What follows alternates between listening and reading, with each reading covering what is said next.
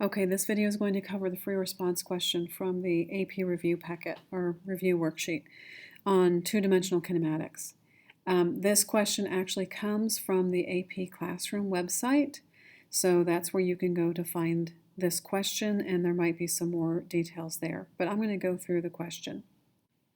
An astronaut holds a rock 100 meters above the surface of planet X. The rock is then thrown upward with a speed of 15 meters per second as shown in the figure. The rock reaches the ground 10 seconds after it is thrown. The atmosphere of planet X has a negligible effect on the rock when it is in freefall. In other words, that means there's no air resistance. All right, question A, determine the acceleration due to gravity of the rock when it is on planet X. Well, what do we know? We know the change in y is negative 100 meters.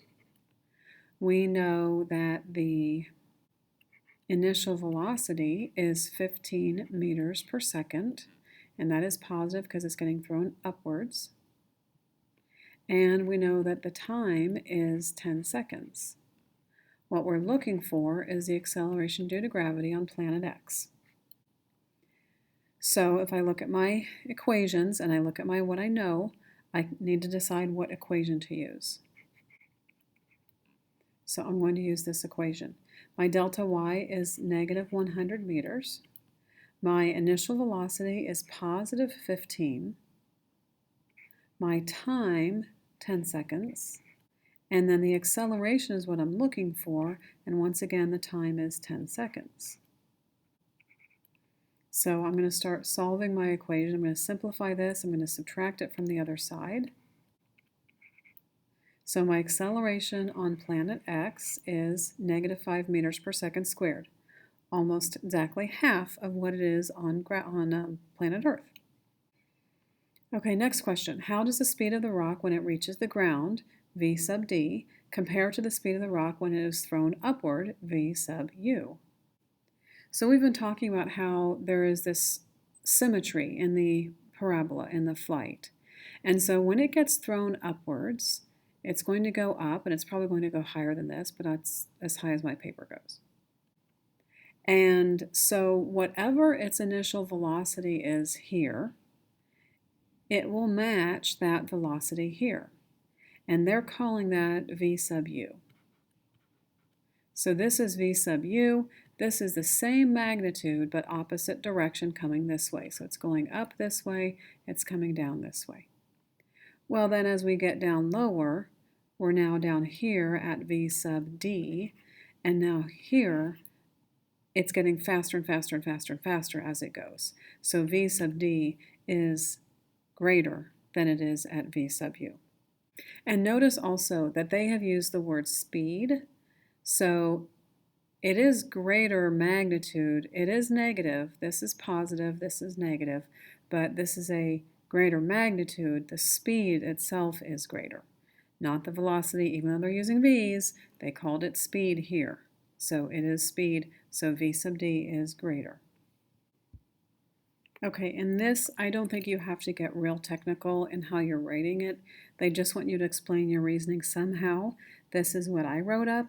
You might have something similar. You probably have it in your own words, but it's something along the lines of, because it's passing the initial height and actually going farther down, that it's going to have a greater speed because it's gaining speed as it goes down.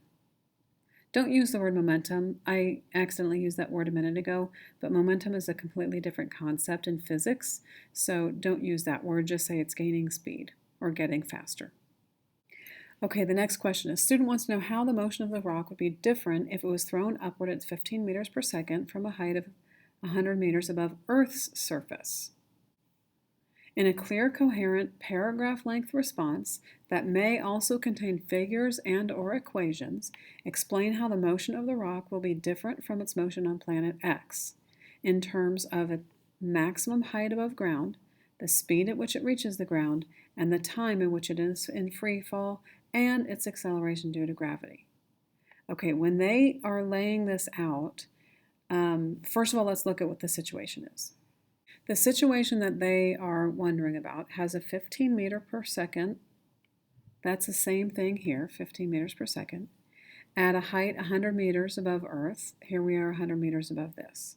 So it's the same exact information. The only difference is we're on Earth instead of on planet X. Everything else is completely the same. When they say that they want a clear, coherent, paragraph length response, this is typical in AP. They will have you do this paragraph length response. When they do that, they actually give you 1 point for writing a paragraph. If yours isn't a paragraph, you lose that point. It also can contain figures or equations. It doesn't have to, but a lot of times in physics it helps explain something if you can draw it or if you can make an equation to help explain it. So they're allowing you to use figures and equations in your explanation, but you also have to have a paragraph. It's mainly a writing part. Then they say, explain how the motion of the rock will be different from its motion on planet X in terms of its maximum height above the ground, the speed at which it reaches the ground, the time in which it is in free fall, and its acceleration due to gravity. This is a 5-point question. They have laid out 4 different exact things that you have to mention in your paragraph, and you get a point for writing a paragraph, for making it sound decent. Is it organized? Does it flow? Does it make sense? Is it sentences? All of that gets you a point. So this is where if you are a decent writer, you can easily get a point. If you don't really like to write, you need to write some sentences. You need to work on your sentences because that will be a point on this test. And then the details, it's like, in an ELA paper and you have your supporting details, they're telling you what your supporting details are. You have to have these things that they're mentioning. I'm going to show you right now the rubric for how the AP would grade this. So here's the rubric. Scoring guide from AP. To get 5 points, this is a 5-point question. To get 5 points, 1 point is earned for indicating that the acceleration due to gravity for the rock is greater on Earth than it is on planet X. So we know that on Earth it's approximately -10. On planet X it's approximately -5. That's what we just calculated. So it's almost twice as great on Earth as it is on planet X. You get 1 point for mentioning that. 1 point for mentioning that the time of the rock is in free fall on Earth is less than on planet X. If you throw it, gravity is working harder on it, so it's not going to go as high, and so therefore the time is less. That's 1 point. And I just, in my sentence just now that I said out loud, I kind of put in distance with that as well. Same reasoning. The maximum distance above the ground is less than it is on planet X because you've got more gravity working against it, so it's not going to go as high. If it doesn't go as high, then it'll be less time that it's in the air. 4th point, indicating that the speed at which the rock reaches the ground on Earth is greater on Earth than on planet X. Once again, if I throw this and it falls down, I've got a greater acceleration working on it, which is going to give it greater velocity at the bottom than it does on planet X. And then finally, 1 point for a response that has a sufficient paragraph structure as described in the published requirements for paragraph length response. So there are AP documents that describe this, but basically if you have written a paragraph, you get a point. Here is the sample that they gave. I went and highlighted it to show you the different points. So the acceleration due to gravity for the rock is greater on Earth than on planet X. That's 1 point. Since the acceleration due to gravity is greater on Earth, the time it takes for the rock to reach its maximum height is less on Earth than on planet X. That's 1 point.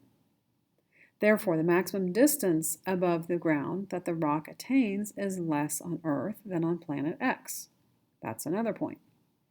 This also means that the total time that the rock is in free fall is less on Earth than on planet X. When the rock is at position of 100 meters above the surface of the Earth and planet X as it falls toward the ground. When the rock is at a position of 100 meters above the surface of the Earth and planet X as it falls towards the ground, This equation can be used to show that the same height above the ground and for the same initial velocity of 15 meters per second downward for the rock at this position, the rock will reach the ground with a greater speed on Earth than it does on planet X. What they have done is, most of it's writing. Look at this. Most of it's writing. There is an equation in here that they used. So they went ahead and pulled out an equation to prove their point. That's helpful to be like a supporting detail. And so you can do that for sure. But notice that most of it is writing. And so they get a point for writing, they get a point for each of these, and that is a total of their 5 points. So those are some things to look for in your paragraph length response. On this test in class, we're not going to have a paragraph length response, but we might have one like the problem, the kind of the math type of problem. Let me show you what I mean. So we might have a problem more like this, where you have to do the calculations, and you might have to explain and things like that. We're not going to have a paragraph length response in this unit, but we will have one throughout the year. We'll be working on them.